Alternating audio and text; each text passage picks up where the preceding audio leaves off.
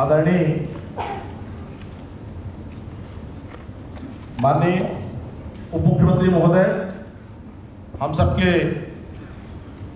संरक्षक, इस रीवा जिले के शिल्पकार और सबसे बड़ी चीज सबको सुनने वाले सरल हृदय के आदरणीय माननीय श्री राजेश शुक्ला जी का मध्य प्रदेश के सभी पटवारियों की तरफ से मैं स्वागत, वंदन, अभिनंदन करता हूं।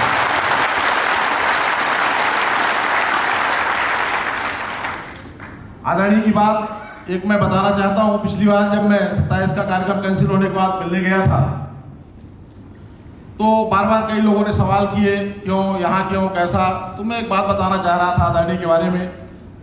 उस दिन मैं पूरा दिन ट्रेन में भी मुलाकात हो गई थी, सुबह आदरणीय ने बुलाया था, मैं पूरे दिन रात साथ में व्यस्त रहा। रात को 9 बजे के लगभग अच्छी मूसलाधार बारिश हो रही थी। आदरणीय का कार्यालय भी बंद हो चुका था।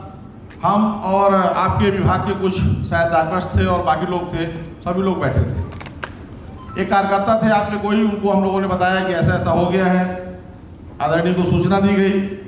विदिन 5-10 मिनट आदरणीय आए और आपने उन सभी लोगों से बात की। उनको देखते ही आपने कहा कि वो वाला आदेश जो हमने किया था, मुझे समझ में नहीं आया क्या बात है, ये आदेश किया था वो आप लोगों को ठीक नहीं लग रहा है। तो सबने कहा हाँ ठीक नहीं लग रहा है। उन्होंने कहा ठीक है, कोई दिक्कत की बात नहीं है, कुछ करने की जरूरत नहीं है, वापस हो जाएगा।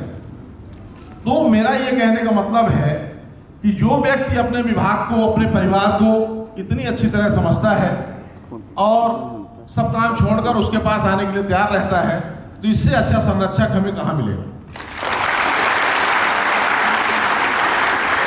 और व्यक्तिगत हमारा ये तीसरा टर्म था।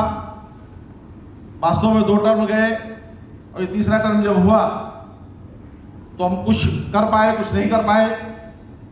तो उसमें मुझे लगा कि अब आदरणीय के सामने हमारी ये बानर सेना अगर शरणागत होती है और आदरणीय का संरक्षण मिलता है तो निश्चित रूप से हम अपने लक्ष्य तक पहुंच पाएंगे। जहाँ तक पटवारियों के काम की बात है तो ऐसा कोई काम नहीं है जिसमें पटवारी की सहभागिता नहीं रहती। अब स्वागत भाषण के साथ ज्ञापन देना उचित नहीं है, लेकिन एक लालच है। उस लालच के कारण मैं बहुत शार्ट में, संक्षिप्त में, चूंकि आप माननीय को भी सुनना है, बताना चाहूंगा कि हमारा विभाग ऐसा है कि पटवारी अकेला केवल काम करता है और उसके बाद हमारे जितने अधिकारी हैं वो उसकी समीक्षा करते हैं। पटवारी के अलावा हमारे विभाग में चाहे न्यायालयीन काम हो, चाहे जमीन का काम हो, चाहे कोई भी काम हो, पटवारी काम करता है। उसकी समीक्षा आरआई समीक्षा करते हैं, फिर समीक्षा नायब तहसीलदार, इसी क्रम में पीएस तक समीक्षा होती है। फिर जो काम हो गए होते हैं, 100% काम दिया गया, हमारे काम की कोई सीमा नहीं है, 100% काम दिया गया, 70% हुआ, 30% नहीं कर पाए, तो 70% का इनाम हमारे वरिष्ठ अधिकारियों को मिलता है, इवन हमारे प्रदेश को मिलता है। और 30% के लिए पटवारी को दंडित किया जाता है। ये हमारे यहाँ की स्थिति है। अभी क्योंकि आप किसान पुत्र हैं, किसानों से रोज वाकिफ होते हैं, अभी अभियान चल रहा है राजस्व महाअभियान। एक पटवारी को 50-50 वटांकन एक दिन में करने के आदेश है। एक पटवारी को 50 वटांकन। क्यों गलत कह रहा हूं तो बताइएगा। अब आदरणीय बताइए, अगर एक पटवारी 50 वटांकन करेगा मतलब 50 सीमांकन, तो सीमांकन कितना सही करेगा और कितना सही नक्शा काटेगा। तो हम कहीं न कहीं न्यायालयों के काम को अभियान में करके निश्चित रूप से हम किसान के साथ गलत कर रहे हैं। और जो किसानों और पटवारियों के बीच के झगड़े हैं उसका बहुत बड़ा कारण ये है। तो मेरा माननीय से निवेदन है, किसान के झगड़े कम हो, इसलिए खासतौर से नक्शे के काम इत्मीनान से लिए जाए, अभियान में नहीं कराए जाए। चूंकि हमारे यहाँ नक्शे पहले से गड़बड़ है। आपको पता है रीवा संभाग में ही 70% से ज्यादा बंदोबस्त नहीं हो पाया था और सन 26 के नक्शे चल रहे हैं। 26 के एक नक्शे में 100 वटांकन है। इन बटाखरों के कारण और हमारे ऐप के कारण किसी की इतला भी नहीं हो रही है। बंटवारे हो जाते हैं, कनेक्शन भी नहीं हो पा रहे, इस कारण सारे विवाद हो रहे हैं। तो हमारा ये कहना है कि न्यायालयिक काम न्यायालय के हिसाब से पर्याप्त टाइम दिया जाए और इसके लिए प्रशिक्षण दिया जाए। पटवारी को ना कोई प्रशिक्षण दिया जाता है, ना संसाधन उपलब्ध कराए जाते हैं। अभी एक नया डायरी की बात आई, हमारे पास डायरी थी, डायरी हम लिखते थे, बताते थे। अब कहना हमारा आधा काम हल्के में, आधा काम ऑफिस में और आधा काम तीसरी जगह। अब कहते हैं जाओ पहले पलक झपटा के हल्के में आओ और फिर इसके बाद दिन भर काम करो, शाम को फिर जाओ और फिर पलक झपटा के आओ। और आप माननीय को बता दें, हमें न टीए मिलता है, न कोई भत्ता बनाता है, और कहीं भी आने जाने की। पटवारी एक ऐसा प्राणी है जो किसान के काम अपने पैसे से करता है और उन कामों के बदले में मध्य प्रदेश शासन को इनाम मिलता है। हमारे सारे काम, अभी भूमि स्वामित्व का काम हमने किया, आदेश में लिखा है 7500 रुपये प्रति ग्राम पटवारी को मिलेंगे, लेकिन 10-10 हज़ार रुपये लगा के पटवारियों ने काम कर दिए हैं, पैसे का कोई अता पता नहीं है। नक्शे लेके जबलपुर जा रहे हैं, आ रहे हैं, कोई टीए नहीं है। इसके साथ साथ मोबाइल की बात करें, हम 15-20 साल से ऑनलाइन काम कर रहे हैं और श्रीमान इंजीनियर रहे हैं, तो मालूम जो हम लोगों का ऐप है, नक्शा है, वो ऑटोकैड पर है।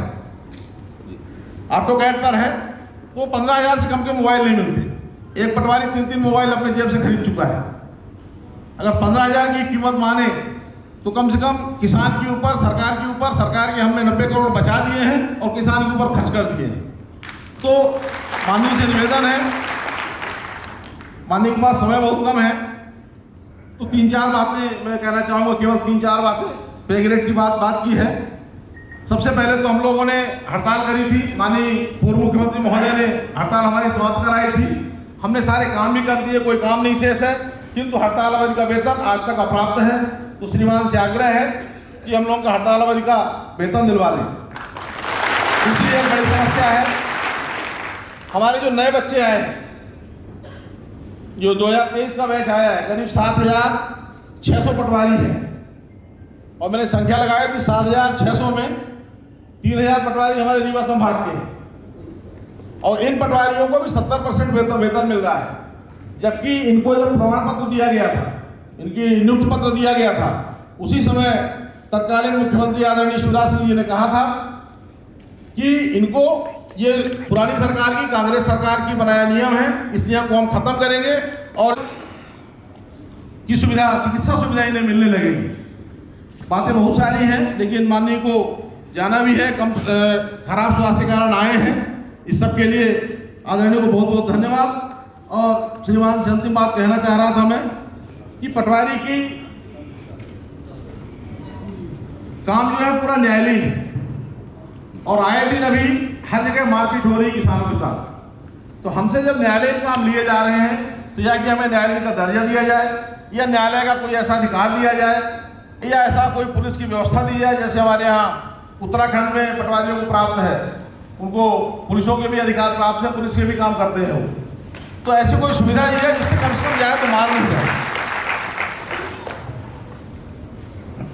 और साधन संसाधन प्रशिक्षण देने के बाद भी पटवारियों से काम लिया जाए। और इसलिए मैं निवेदन करूंगा कि हमारी मांगों को ध्यान दी जाए।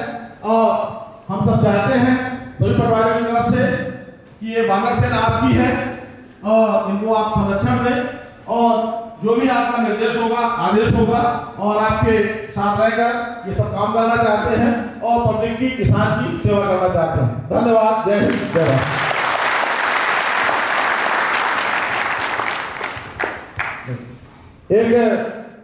एक काम हुआ है, हमारे भोपाल इंदौर से आई है श्रीमती दिव्या नायक। इस बच्ची ने किसानों की 10 हेक्टेयर जमीन को बचाया है। पटवारियों के ऊपर आरोप लगता है इधर करने का, तो इस मीडिया ने क्या किया कि वहां पर आपने पेपर में पढ़ा होगा, ग्राम पंचायत राजौरा, तहसील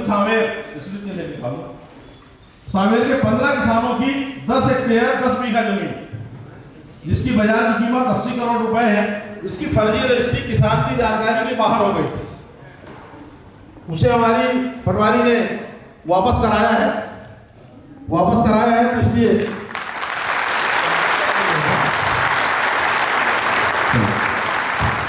अभिषेक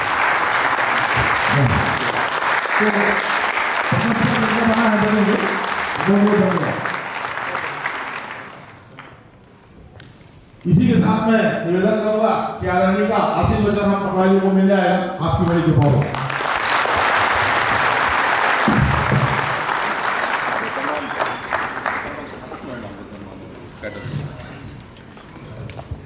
मध्य प्रदेश पटवारी संघ के इस प्रदेश स्तरीय शपथ ग्रहण समारोह में उपस्थित रीवा के रेड क्रॉस सोसाइटी के चेयरमैन आदरणीय डॉक्टर प्रभाकर चतुर्वेदी जी, प्रदेश अध्यक्ष आदरणीय उपेंद्र सिंह बघेल जी, सभी पदाधिकारीगण मंच पर उपस्थित हैं। सामने प्रदेश के कोने कोने से आए हुए पटवारी हमारे भाइयों और बहनों, सबसे पहले तो रीवा में आप सबका स्वागत है।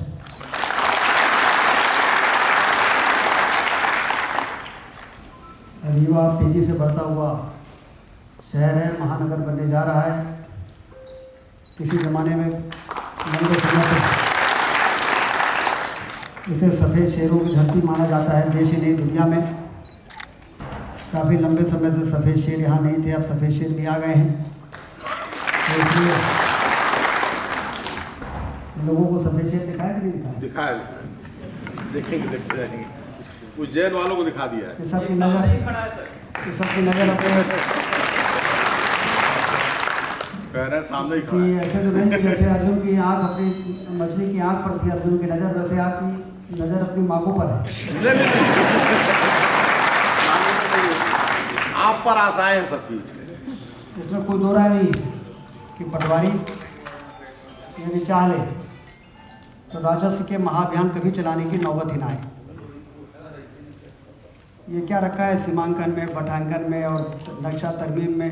कि नक्शा को बंटवारा चढ़ाना तरमीम भी कहते हैं। अलग ये 50 साल से हुआ नहीं है। तो दिन 50 साल से हुआ नहीं और लगातार उस पर यदि लगातार मॉनिटरिंग हो तो फिर ये अभियान चलाने की नौबत ना आए। वास्तव में अभियान चलाने में उतना लक्ष्य की प्राप्ति नहीं होती। जैसे ही अभियान समाप्त होता है फिर ढीलापन आ जाता है, फिर शिथिलता आ जाती है। लेकिन यदि वर्क कल्चर डेवलप हो जाए, कार्य करने की संस्कृति डेवलप हो जाए, तो फिर तो आप वो लोग हैं कि जब तक अपना पूरा काम न निपटा दे आपको रात में ठीक से नींद भी ना आए। ऐसे लोग हैं। जब आदमी सारा काम निपटा के घर जाता है बिस्तर में तो उस समय बिल्कुल निश्चिंत होकर सोता है और दुनिया भर का बोझा सवेरे उठे। और हम लोगों की बात अलग है कि हम लोग सुबह उठते हैं और जब खिड़की से बाहर देखते हैं तो 200-300 आदमी खड़े रहते हैं। लेकिन आपके साथ ऐसा क्यों होना चाहिए? आपको तो अपना पटवारी हल्का निश्चित है और पटवारी हल्का में किसान निश्चित हैं, ज़मीन निश्चित है, किसके नाम कौन सी ज़मीन होगा यही मतलब तय करना है और नक्शे में उसको चढ़ा देना है। लेकिन आपने अपनी परेशानियां भी बताई हैं। जो काम करने के लिए पूरी रफ्तार से आप दौड़ें उसमें कहीं न कहीं हौसला कमज़ोर हो जाता है। ये बातें भी आपने बताई है। ये बात हम लोगों को ध्यान देना है और राजस्व महाअभियान न चलाना पड़े ये आपको ध्यान देना है। अभी एक दिन हमने कलेक्टर से पूछा कि नक्शा तरमीम के लिए बहुत लोग आते हैं हमारे पास, कितने मामले पेंडिंग है रीवा में? तो बताया 9.5 लाख मामले पेंडिंग, 50,000 से ज़्यादा सीमांकन के मामले पेंडिंग हैं। इसी प्रकार से बंटवारे के मामले पेंडिंग हैं और इसी चक्कर में कभी कभी झगड़े हो जाते हैं। अभी हमारे यहाँ एक जगह झगड़ा हो गया, कहाँ पे हुआ है? नहीं कलारा से नहीं, रीवा जिले में झगड़ा हुआ चौथर के पास। एसडीएम और वकीलों के तो न्यायालय पे हो गया। अभी आप कह रहे थे हम लोगों को सुरक्षा दी जाए, वहाँ एसडीएम के न्यायालय में घुस के। लेकिन एक झगड़ा हुआ ज़मीन में मिट्टी डालने का, वो पूरे चैनल में वायरल हुआ था। वो लोग डाल रहे थे,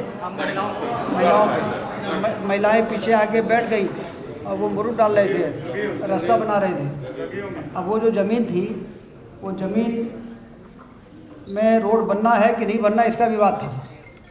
तो इस प्रकार की चीज़ों के विवाद को इस धरती पे यदि कोई समाप्त कर सकता है तो सिर्फ आप समाप्त कर सकते हैं।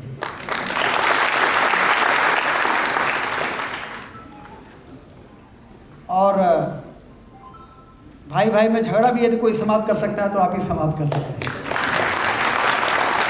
ये गलतफहमी तो है जो झगड़ा पैदा करती है।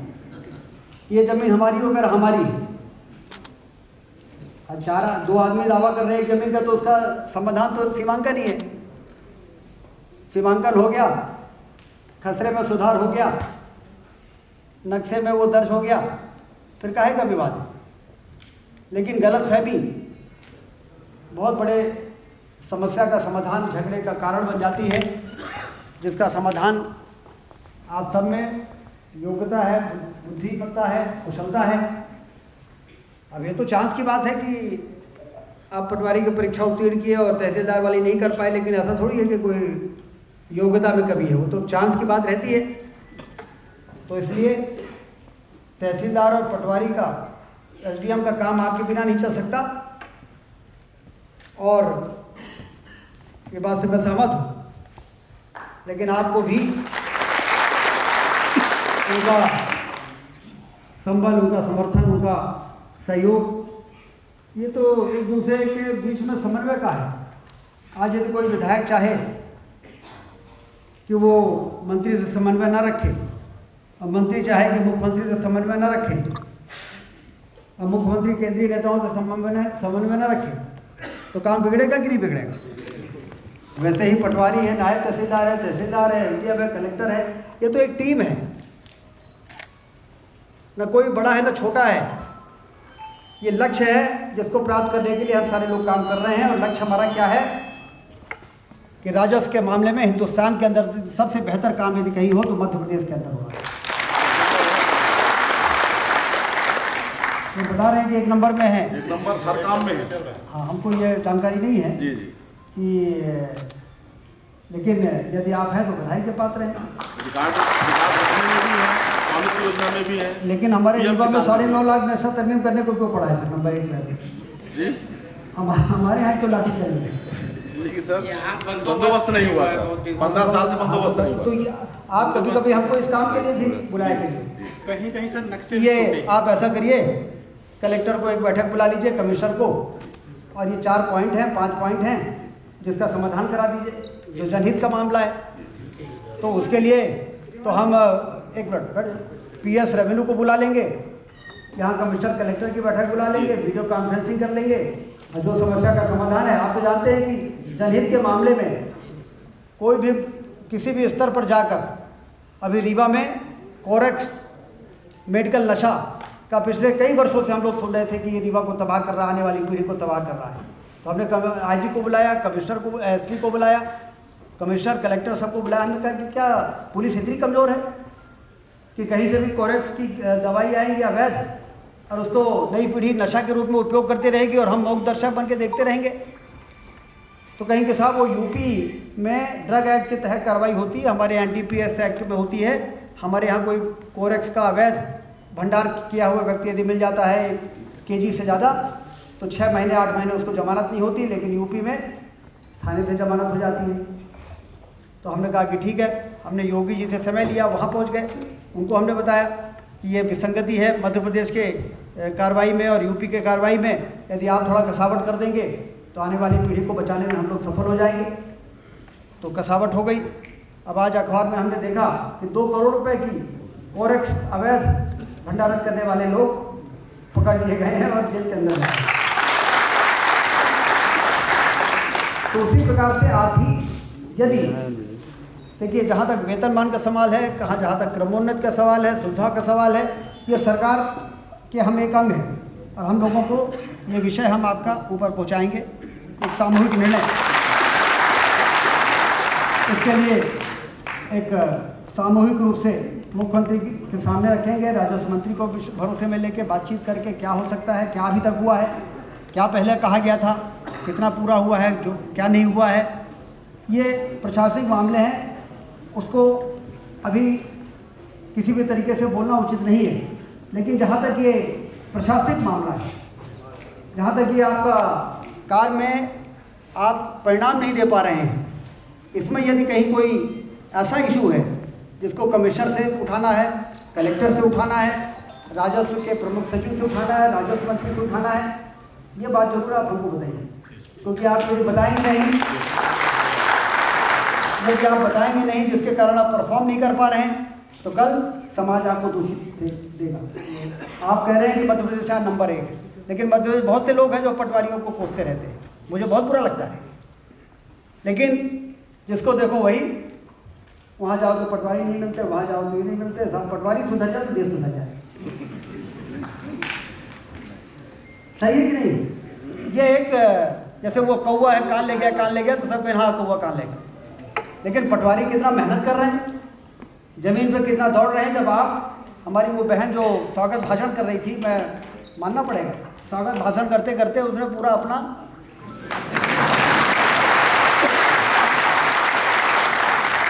जो है मुद्दा भी रख दिया और काव्य रूप में रख दिया, जो कि हर सुनने वालों को कंठप्रिय भी लग रहा था। तो अपनी बात ऐसा कहो कि सामने वाले को चुभे ना और उसको अच्छी लगे और अपना काम हो जाए। तो इस तरीके से आप मेहनत करते हैं और सही बात है। कल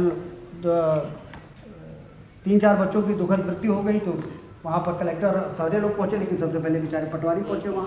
कहीं आग लग जाती है तो पटवारी पहुँचे कि नहीं पहुँचे, हम लोग फ़ोन करते हैं वहाँ, पटवारी पहुँचे कि नहीं पहुँचे। अभी हम सड़क बनाते हैं, हवाई अड्डा बनाते हैं, रेलवे लाइन बनाते हैं, तो इतना पैसा मंजूर करा के लाते हैं, हज़ारों करोड़ रुपया, लेकिन काम ज़मीन पे तभी शुरू होने के पहले सबसे पहले हम पूछते हैं पटवारी कहाँ है। पटवारी जाके चूना डाल दिया, पटवारी ने चूना डाल दिया मतलब फाइनल हो गया, आप जहाँ से रोड बनाने के लिए ठेकेदार को मार्ग प्रशस्त हो गया। तो ये बात सही है कि आपकी भूमिका बड़ी महत्वपूर्ण है प्रदेश के विकास के लिए, समाज के बेहतरी के लिए। और मैं पूछ रहा था कि कितना मिलता है पटवारियों को, तो इन्होंने ये नहीं बताया कि इनको कितना मिलता है। नीचे जो भर्ती पे आज उनका बताएंगे 22-23 हज़ार मिलते हैं। तो ऐसे ही हमने अंदाज से पूछा कि हमको तो कोई कह रहा था 50-60 हज़ार मिलता है, तो कहीं नहीं है, 20 साल हमारी नौकरी, हमको मिलता है 65-60 हज़ार। लेकिन हमने कहा जो आज भर्ती हुआ है कि उसको 22-23 हज़ार। तो आज नए वालों को कम मिलता है, कितना मिल रहा है नए वालों को?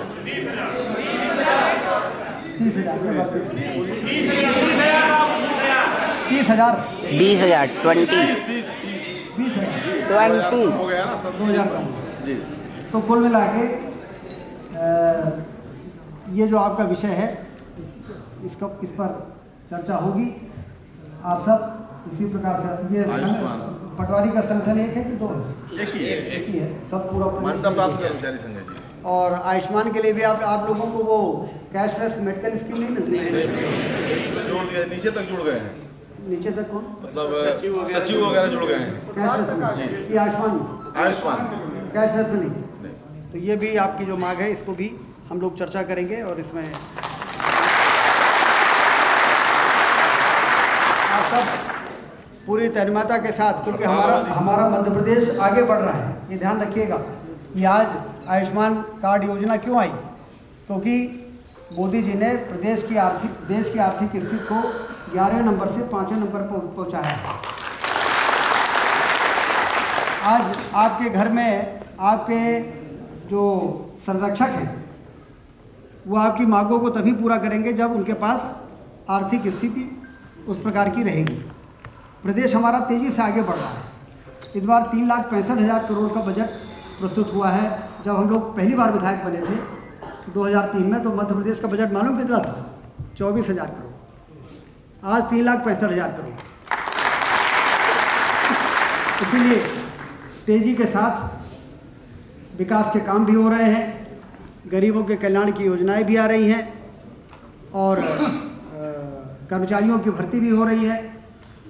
और आप ये भरोसा मान के चलें कि आने वाले दिनों में भी लगातार प्रदेश की बेहतर स्थिति के आधार पर ही कर्मचारियों के सुविधाएं बढ़ाई जाएंगी, नए भर्तियां होंगी, किसानों के कल्याण के काम होंगे।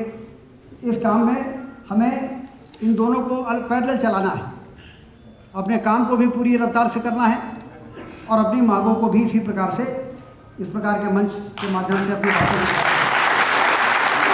जिससे कि आपके प्रति सरकार का एक सहानुभूतिपूर्वक रवैया हमेशा बना रहे कि हमारे पटवारी हैं जो हमारे यहाँ प्रदेश के विकास में एक बहुत महत्वपूर्ण भूमिका निभा रहे हैं, और उसके साथ ही मजबूती के साथ अपनी बातों को भी रखते रहें, जिससे कि सरकार में बैठे हुए लोगों को ध्यान में रहे कि काम तो आप बहुत अच्छा कर रहे हैं, लेकिन आपकी परेशानी क्या है। उस परेशानी को दूर करने के लिए हमेशा उनके अंदर ये विचार मंथन भी चलता रहे। तो मुझे खुशी है कि आपने दोनों वेतन आपके पास है, हमारे पीएस ने कर दिया है, मंत्री ने कर दिया है, हमारे पास है, मतलब मुख्यमंत्री जी के पास है। तो वो जो मुख्यमंत्री जी के पास है उससे संबंधित जो बात आपने कही है वो उनके सामने में हमारे पीएस ने कर दिया है। यदि पीएस ने कर दिया विभाग ने, तो मुझे नहीं लगता कि 2400 का वेतनमान भी हमारा पीएस ने कर दिया है, हम बात कर आयोग के पास है। तो सबको बहुत बहुत बधाई, शुभकामनाएं।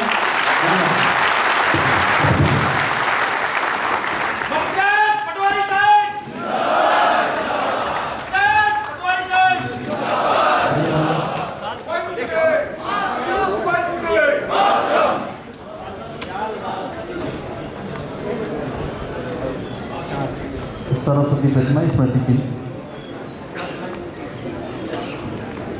आप सामने से मीडिया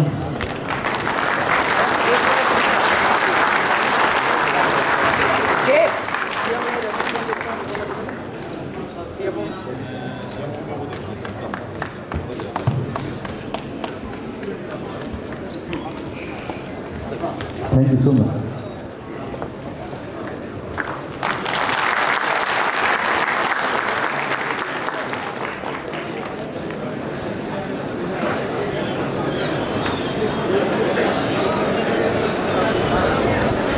प्लीज आप अपने अपनी जगह पर बैठे रहें, कार्यक्रम अभी जारी रहेगा। भोजन की व्यवस्था है, थोड़ा सा हमें टाइम दीजिए 5 मिनट का।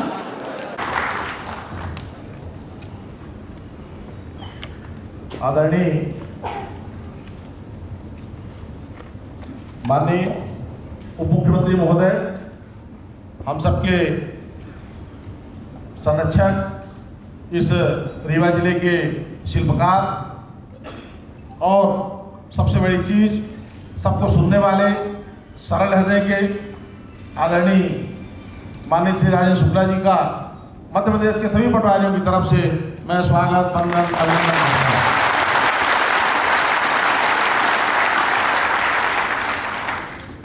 आदरणीय की बात एक मैं बताना चाहता हूं। पिछली बार जब मैं 27 का कार्यक्रम कैंसिल होने के बाद मिलने गया था तो बार बार कई लोगों ने सवाल किए, क्यों यहाँ, क्यों, कैसा। तो मैं एक बात बताना चाह रहा था आदरणीय के बारे में। उस दिन मैं पूरा दिन ट्रेन में भी मुलाकात हो गई थी, सुबह आदरणीय ने बुलाया था, मैं पूरे दिन रात साथ में व्यस्त रहा। रात को 9 बजे के लगभग अच्छी मूसलाधार बारिश हो रही थी। आदरणीय का कार्यालय भी बंद हो चुका था। हम और आपके विभाग के कुछ शायद डॉक्टर्स थे और बाकी लोग थे, सभी लोग बैठे थे। एक कार्यकर्ता थे आपके कोई, उनको हम लोगों ने बताया कि ऐसा ऐसा हो गया है। आदरणीय को सूचना दी गई। विदिन 5-10 मिनट आदरणीय आए और आपने उन सभी लोगों से बात की। उनको देखते ही आपने कहा कि वो वाला आदेश जो हमने किया था, मुझे समझ में नहीं आया क्या बात है, ये आदेश किया था वो आप लोगों को ठीक नहीं लग रहा है। तो सबने कहा हाँ हाँ ठीक नहीं लग रहा है। उन्होंने कहा ठीक है, कोई दिक्कत की बात नहीं है, कुछ करने की जरूरत नहीं है, वापस हो जाएगा। तो मेरा ये कहने का मतलब है कि जो व्यक्ति अपने विभाग को, अपने परिवार को इतनी अच्छी तरह समझता है और सब काम छोड़कर उसके पास आने के लिए तैयार रहता है, तो इससे अच्छा संरक्षक हमें कहाँ मिलेगा। और व्यक्तिगत हमारा ये तीसरा टर्म था। वास्तव में 2 टर्म गए और ये तीसरा टर्म जब हुआ तो हम कुछ कर पाए, कुछ नहीं कर पाए। तो उसमें मुझे लगा कि अब आदरणीय के सामने हमारी ये वानर सेना अगर शरणागत होती है और आदरणीय का संरक्षण मिलता है तो निश्चित रूप से हम अपने लक्ष्य तक पहुंच पाएंगे। जहाँ तक पटवारियों के काम की बात है तो ऐसा कोई काम नहीं है जिसमें पटवारी की सहभागिता नहीं रहती। अब स्वागत भाषण के साथ ज्ञापन देना उचित नहीं है, लेकिन एक लालच है, उस लालच के कारण मैं बहुत शार्ट में, संक्षिप्त में, चूंकि आप माननीय को भी सुनना है, बताना चाहूँगा कि हमारा विभाग ऐसा है कि पटवारी अकेला केवल काम करता है और उसके बाद हमारे जितने अधिकारी हैं वो उसकी समीक्षा करते हैं। पटवारी के अलावा हमारे विभाग में चाहे न्यायालयीन काम हो, चाहे जमीन का काम हो, चाहे कोई भी काम हो, पटवारी काम करता है, उसकी समीक्षा आरआई समीक्षा करते हैं, फिर समीक्षा नायब तहसीलदार, इसी क्रम में पीएस तक समीक्षा होती है। फिर जो काम हो गए होते हैं, 100% काम दिया गया, हमारे काम की कोई सीमा नहीं है, 100% काम दिया गया, 70% हुआ, 30% नहीं कर पाए, तो 70% का इनाम हमारे वरिष्ठ अधिकारियों को मिलता है, इवन हमारे प्रदेश को मिलता है, और 30% के लिए पटवारी को दंडित किया जाता है। ये हमारे यहाँ की स्थिति है। अभी क्योंकि आप किसान पुत्र हैं, किसानों से रोज वाकिफ होते हैं, अभी अभियान चल रहा है राजस्व महाअभियान। एक पटवारी को 50-50 बटांकन एक दिन में करने के आदेश है। एक पटवारी को 50 बटांकन, क्यों गलत कह रहा हूं तो बताइएगा। अब आदरणीय बताइए, अगर एक पटवारी 50 बटांकन करेगा मतलब 50 सीमांकन, तो सीमांकन कितना सही करेगा और कितना सही नक्शा काटेगा। तो हम कहीं न कहीं न्यायालयों के काम को अभियान में करके निश्चित रूप से हम किसान के साथ गलत कर रहे हैं, और जो किसानों और पटवारियों के बीच के झगड़े हैं उसका बहुत बड़ा कारण ये है। तो मेरा माननीय से निवेदन है, किसान के झगड़े कम हो, इसलिए खासतौर से नक्शे के काम इत्मीनान से लिए जाए, अभियान में नहीं कराए जाए। चूंकि हमारे यहाँ नक्शे पहले से गड़बड़ है, आपको पता है रीवा संभाग में ही 70% से ज्यादा बंदोबस्त नहीं हो पाया था, और सन 26 के नक्शे चल रहे हैं। 26 के एक नक्शे में 100 बटांकन है। इन बटांकनों के कारण और हमारे ऐप के कारण किसी की इतरामी नहीं हो रही है, बंटवारे हो जाते हैं कि नक्शे में नहीं हो पा रहे, इस कारण सारे विवाद हो रहे हैं। तो हमारा ये कहना है कि न्यायालय काम न्यायालय के हिसाब से हो, पर्याप्त टाइम दिया जाए और इसके लिए प्रशिक्षण दिया जाए। पटवारी को ना कोई प्रशिक्षण दिया जाता है, ना संसाधन उपलब्ध कराए जाते हैं। अभी एक नया डायरी की बात आई, हमारे पास डायरी थी, डायरी हम लिखते थे, बताते थे। अब कहना हमारा आधा काम हल्के में, आधा काम ऑफिस में और आधा काम तीसरी जगह। अब कहते हैं जाओ पहले पलक झपटा के हल्के में आओ और फिर इसके बाद दिन भर काम करो, शाम को फिर जाओ और फिर पलक झपटा के आओ। और आप माननीय को बता दें, हमें न टीए मिलता है, न कोई भत्ता बनाता है, और कहीं भी आने जाने की पटवारी एक ऐसा प्राणी है जो किसान के काम अपने पैसे से करता है, और उन कामों के बदले में मध्य प्रदेश शासन को इनाम मिलता है। हमारे सारे काम, अभी भूमि स्वामित्व का काम हमने किया, आदेश में लिखा है 7500 रुपये प्रति ग्राम पटवारी को मिलेंगे, लेकिन 10-10 हजार रुपये लगा के पटवारियों ने काम कर दिए हैं, पैसे का कोई अता पता नहीं है। नक्शे लेके जवाब जा रहे हैं, आ रहे हैं, कोई टीए नहीं है। इसके साथ साथ मोबाइल की बात करें, हम 15-20 साल से ऑनलाइन काम कर रहे हैं, और श्रीमान इंजीनियर रहे हैं, तो मालूम जो हम लोगों का ऐप है, नक्शा है, वो ऑटोकैड पर है। ऑटोकैड पर है तो 15,000 से कम के मोबाइल नहीं मिलते। एक पटवारी 3-3 मोबाइल अपने जेब से खरीद चुका है। अगर 15,000 की कीमत माने तो कम से कम किसान के ऊपर, सरकार के ऊपर, सरकार के हमने 90 करोड़ बचा दिए हैं और किसान के ऊपर खर्च कर दिए हैं। तो माननीय से निवेदन है, माननीय के पास समय बहुत कम है, तो 3-4 बातें मैं कहना चाहूँगा, केवल 3-4 बातें। पे ग्रेड की बात की है। सबसे पहले तो हम लोगों ने हड़ताल करी थी, माननीय पूर्व मुख्यमंत्री महोदय ने हड़ताल हमारी समाप्त कराई थी। हमने सारे काम भी कर दिए, कोई काम नहीं शेष है, किंतु हड़ताल अवधि का वेतन आज तक अप्राप्त है। तो श्रीमान से आग्रह है कि हम लोगों का हड़ताल अवधि का वेतन दिलवा दें। दूसरी एक बड़ी समस्या है, हमारे जो नए बच्चे आए, जो 2023 का बैच आया है, करीब 7,600 पटवारी है, और मैंने संख्या लगाई थी 7,600 में 3,000 पटवारी हमारे रीवा संभाग के। और इन पटवारियों को भी 70% वेतन मिल रहा है, जबकि इनको जब प्रमाण पत्र दिया गया था, इनकी नियुक्ति पत्र दिया गया था, उसी समय तत्कालीन मुख्यमंत्री आदरणीय शिवराज सिंह जी ने कहा था कि इनको ये पुरानी सरकार की, कांग्रेस सरकार की बनाया नियम है, इस नियम को हम खत्म करेंगे